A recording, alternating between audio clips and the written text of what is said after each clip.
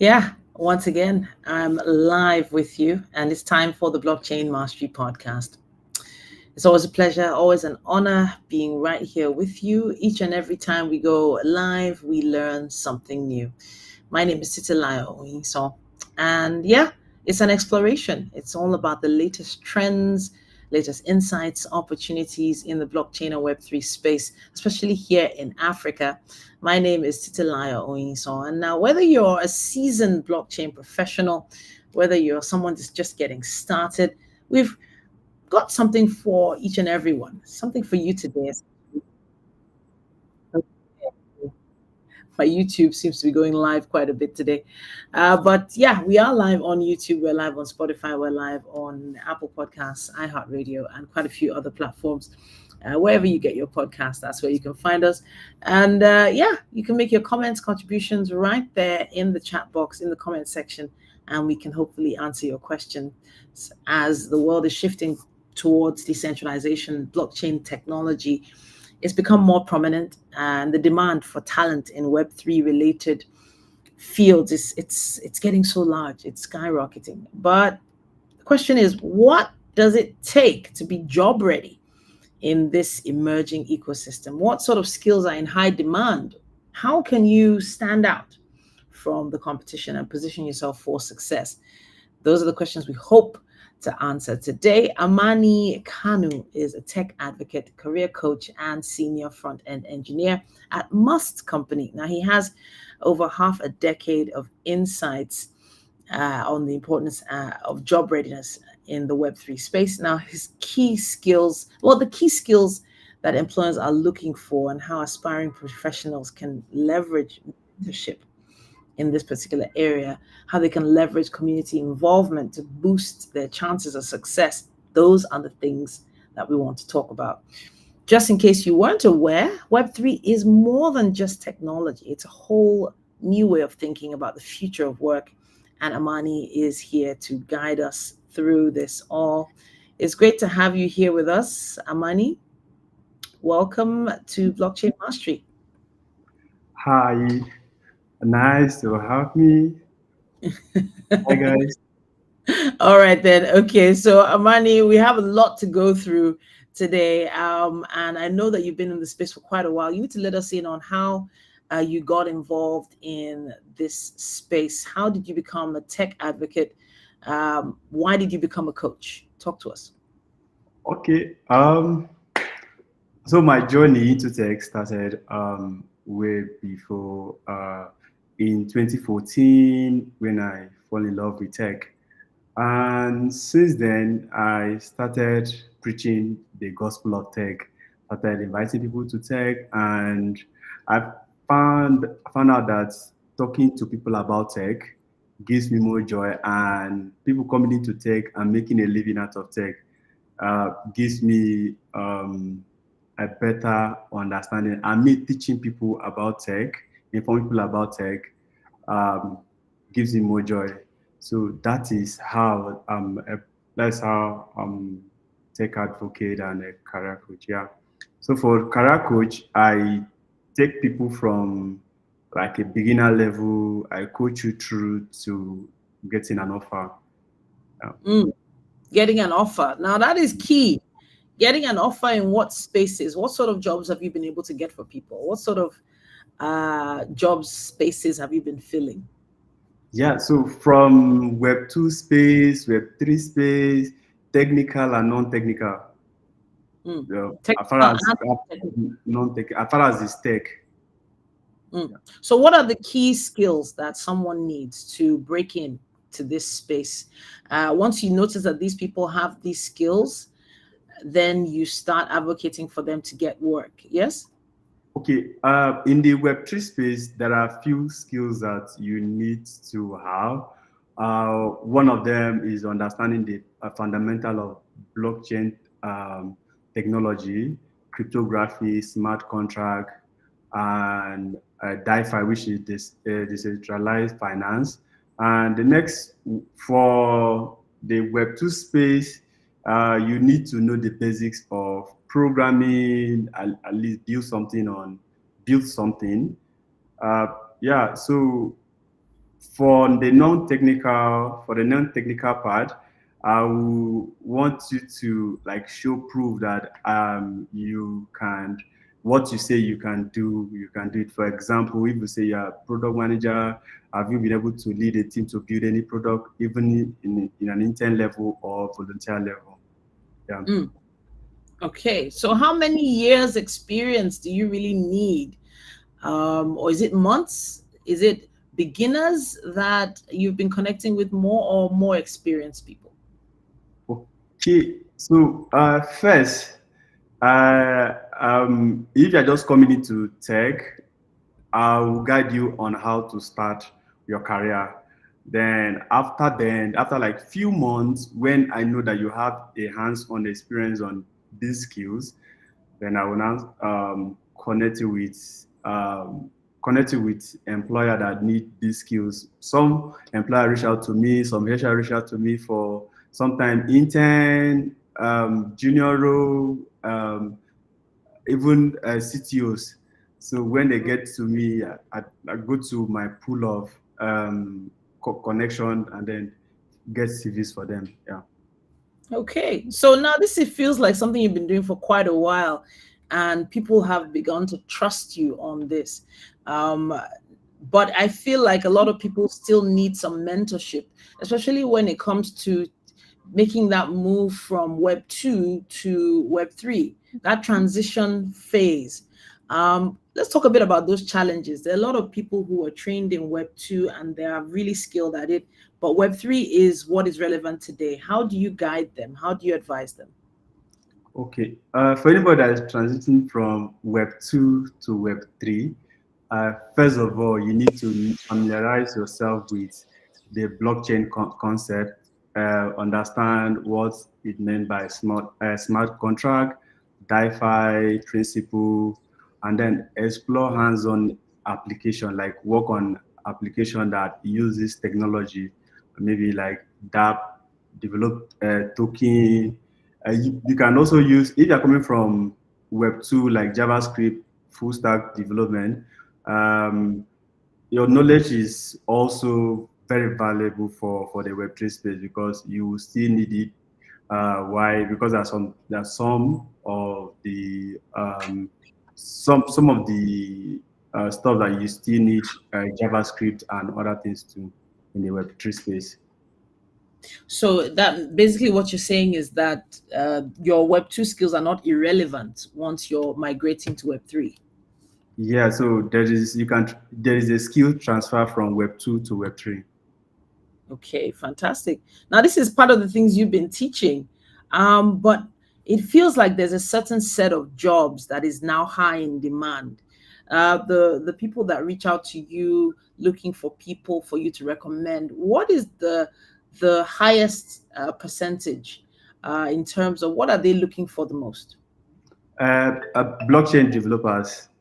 Blockchain developers, smart contract engineers, security experts. But there are other roles also that you can find in this space, like management, which is product manager, and sometimes you can see UI UX. But the most demand is blockchain developers and smart contract. On an average, can you tell me how many people reach out to you in like a week? In like a week, how many people do you have to recommend? Okay, for blockchain developers, let's do it per month. If you're going for per month, you can have like up to 20 per month. Yeah. Okay. So Okay. sometimes, yeah, up to 20 per month.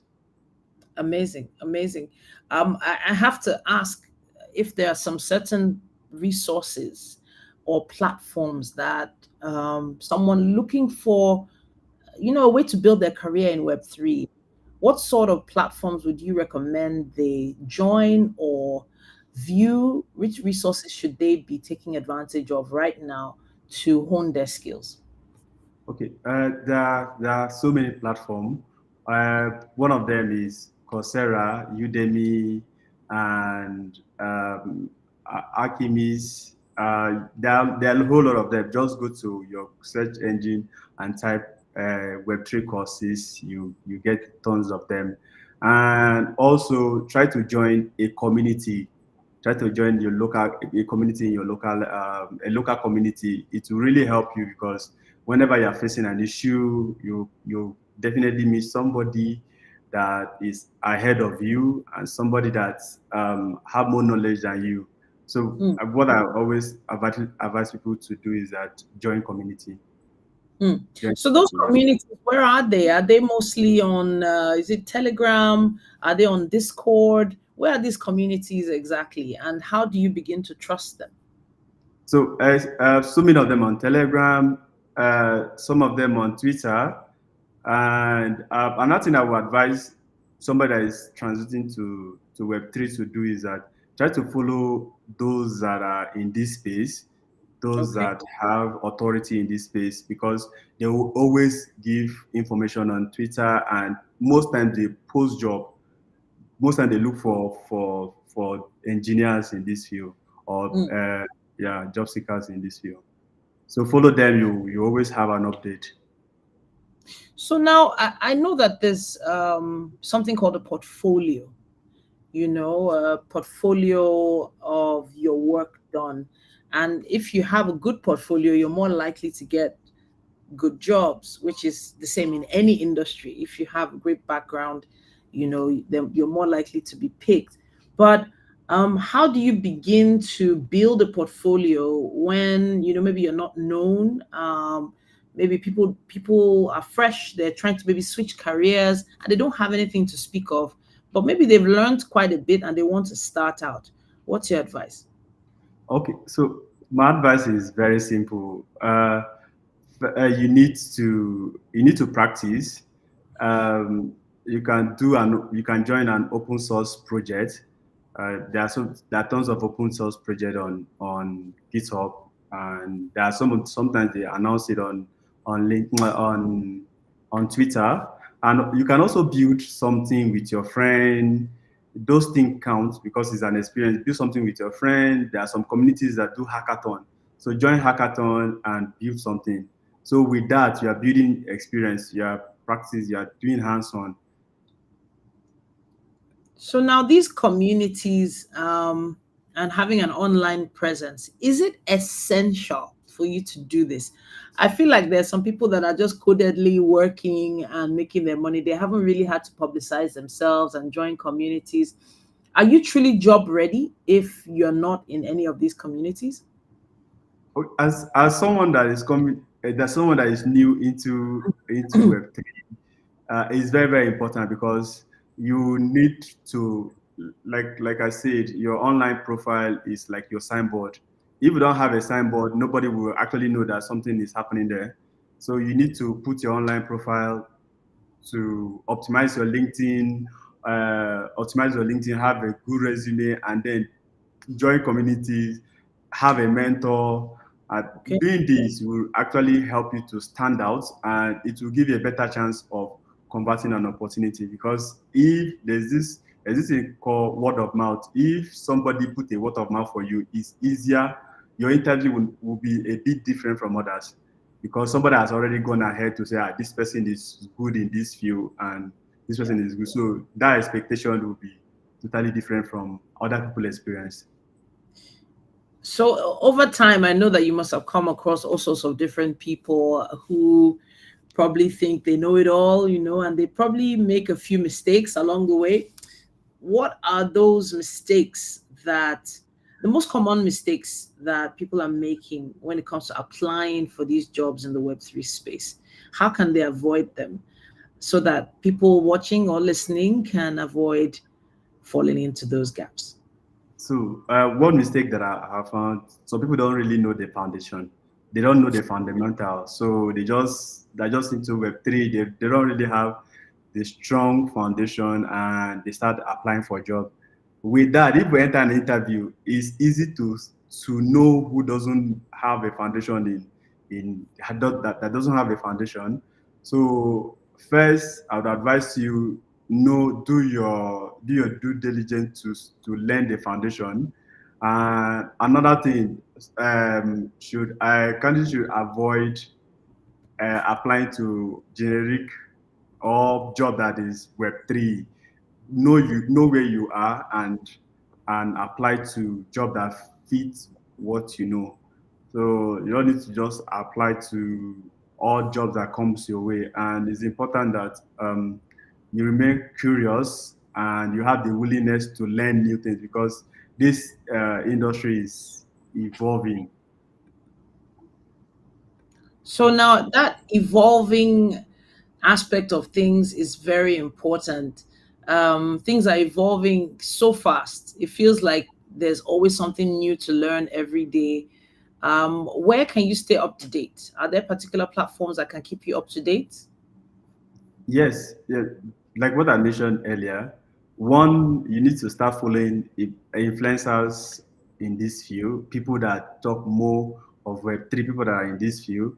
So follow them on Twitter, follow them on, follow them where you can follow them. And then there are specific platform or organization that are Web3 focused. Follow them because they are always giving out an information. There are there are newsletters. There are people that send out Web3 focused newsletter. So you can, I can't remember some of them, but I can't remember them offhand now. So you can follow Yes. them. Yeah. Yeah. So you can follow them and or subscribe to this newsletter. They'll be giving an update. Some of them is weekly updates, some Okay.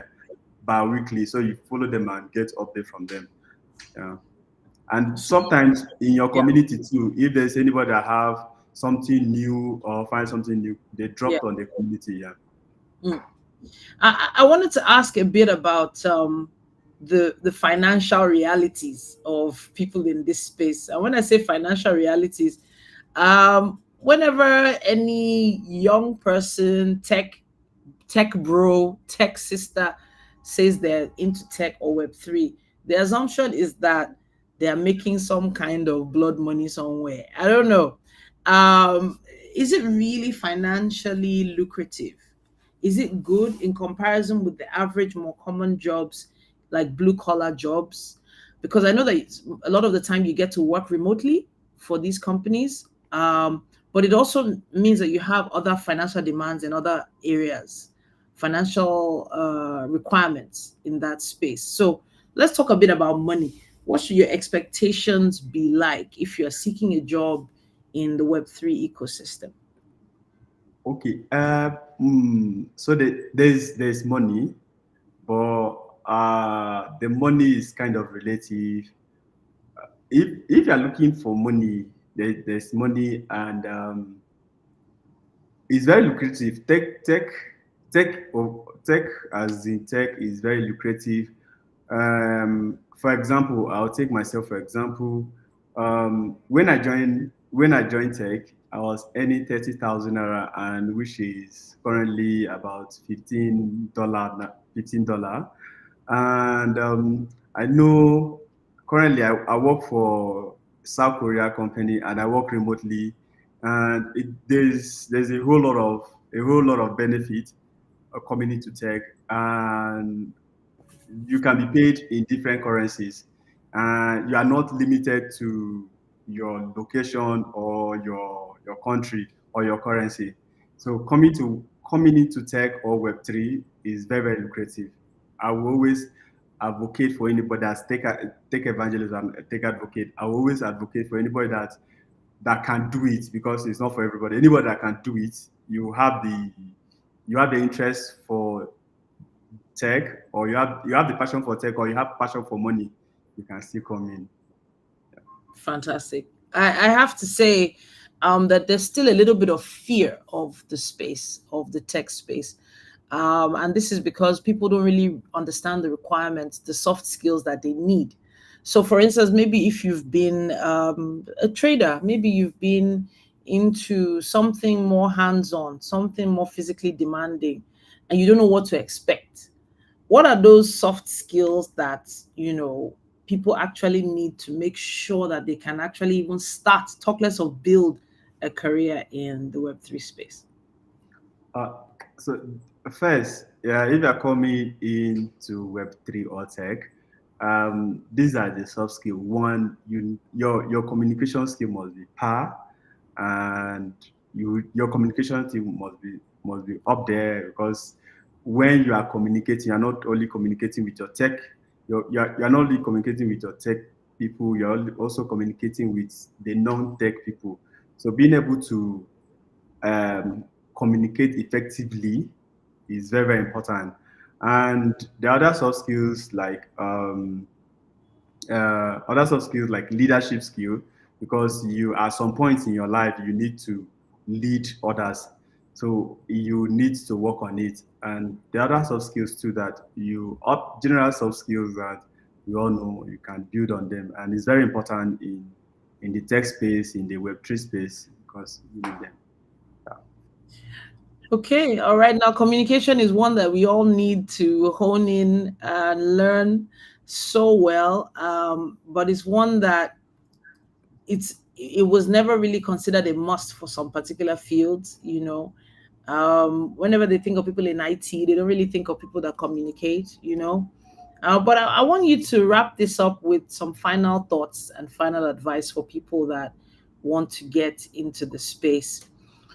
Do you think it is a good time to enter the space? Is it too late, or is there an age limit to people that can enter the space?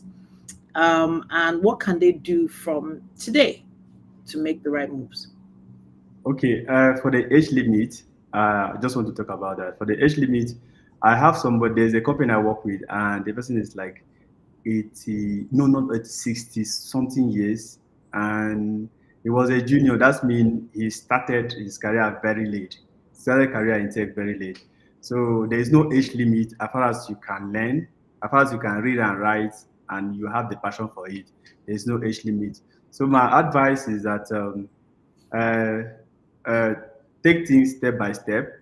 So this is things that people normally, the mistake people normally do is that once you start tech today, you want to make it today. Tech is like every other field that you need to take time. You cannot become a pilot by just going to read, or you cannot become a pilot by doing, maybe going to pilot school for 1 month or 2 months, and then you are not a professional pilot. It takes time. You need to do, learn, and learn again. So for Web3 is very, very overwhelming. There are always new things to learn. So you need to stay ahead of time, ahead of the curve, by learning new things.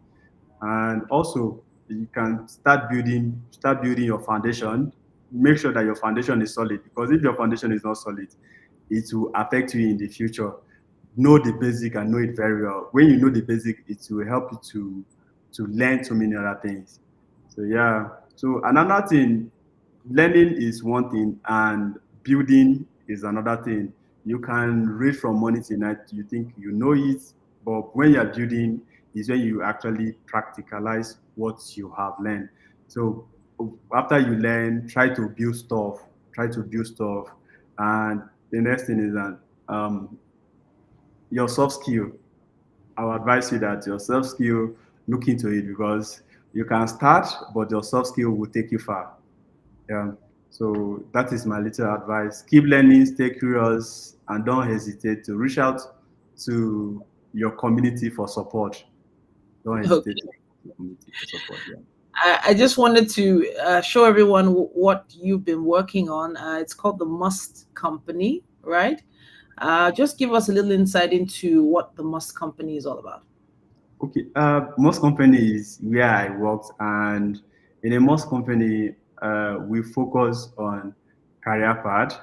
That means if you enter the company, you have to tell them this is where I want to focus. So they build you based on that career path. So it's not like you enter today, you are doing front end, you are doing back.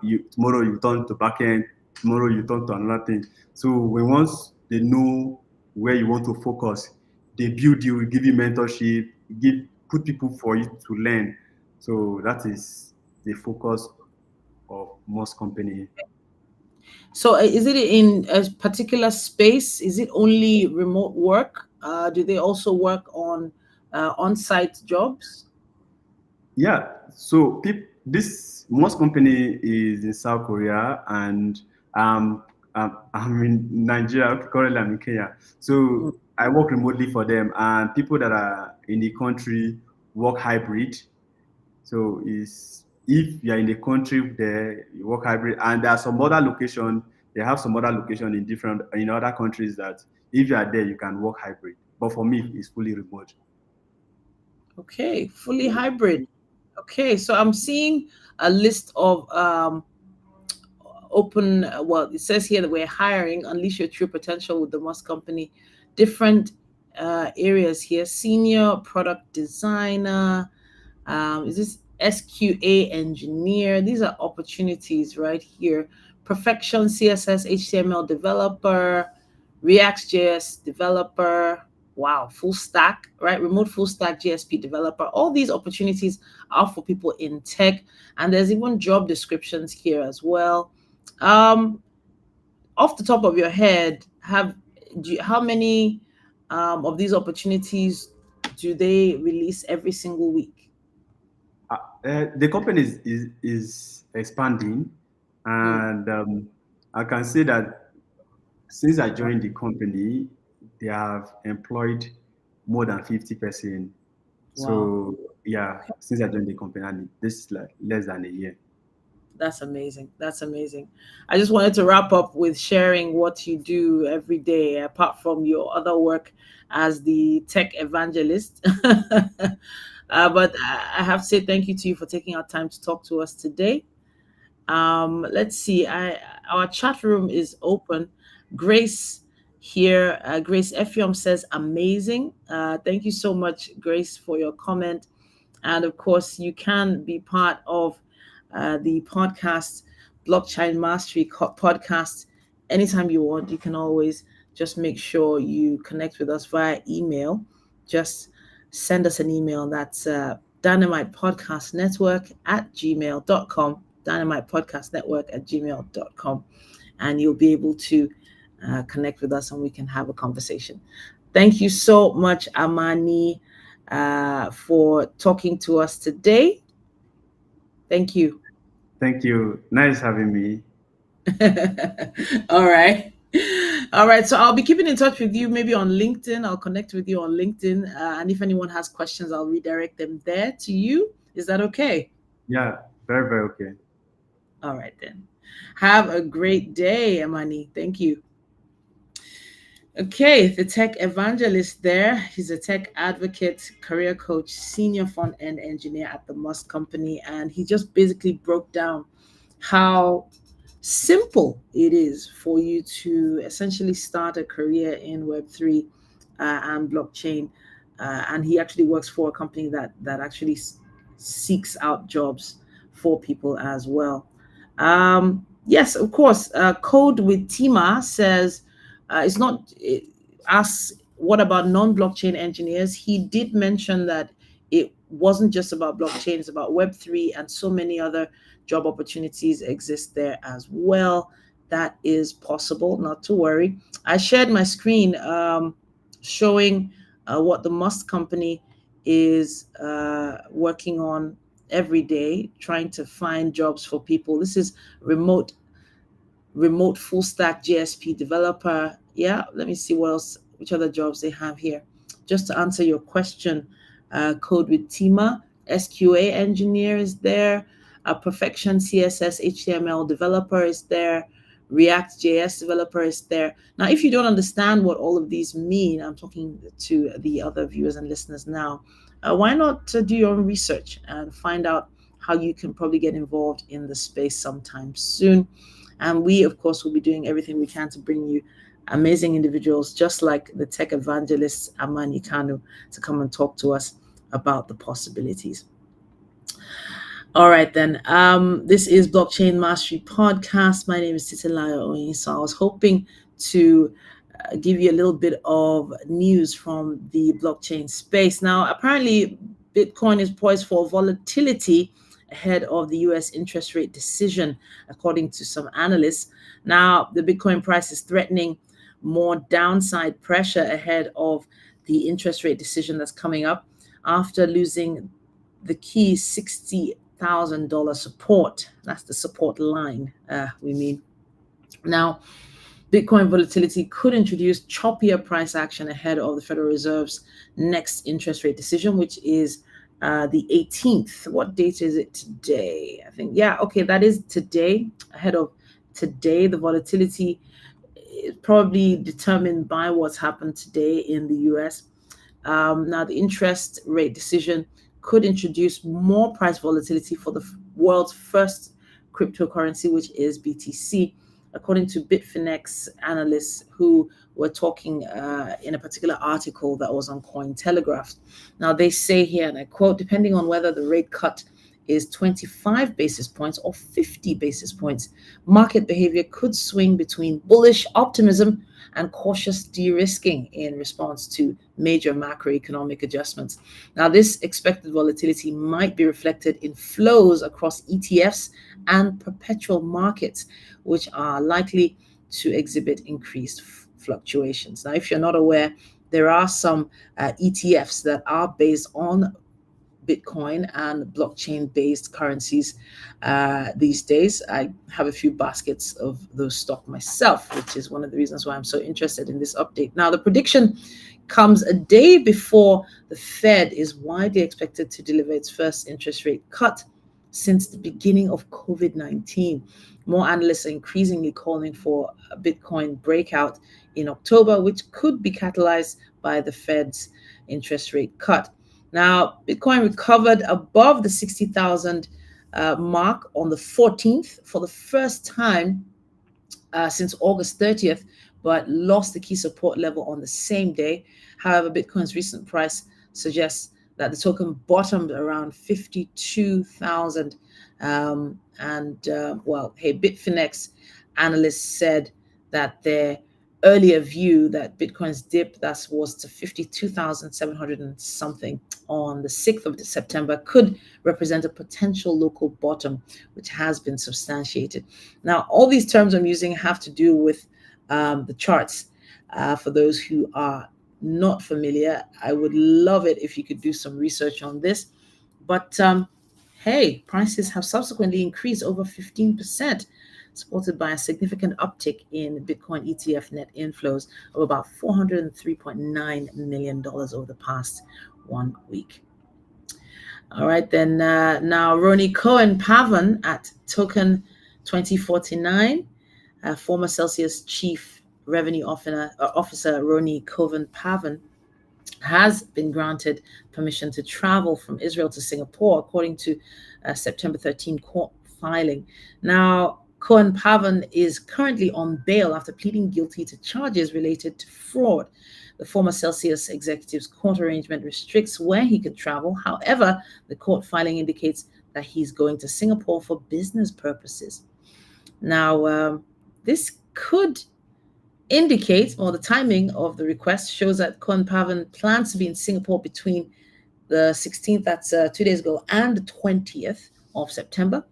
And this could indicate that he attends or intends to attend the Token 2049 conference, which is happening in Singapore. Now, that's all we can take on Blockchain Mastery for today.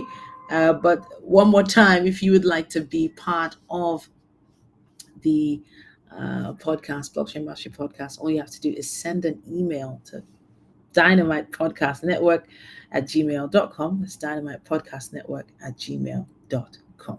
Can't wait to see your mails and messages. Can't wait to book another conversation with you. Until next time, when I come your way again, my name is Titilayo Oyinsan.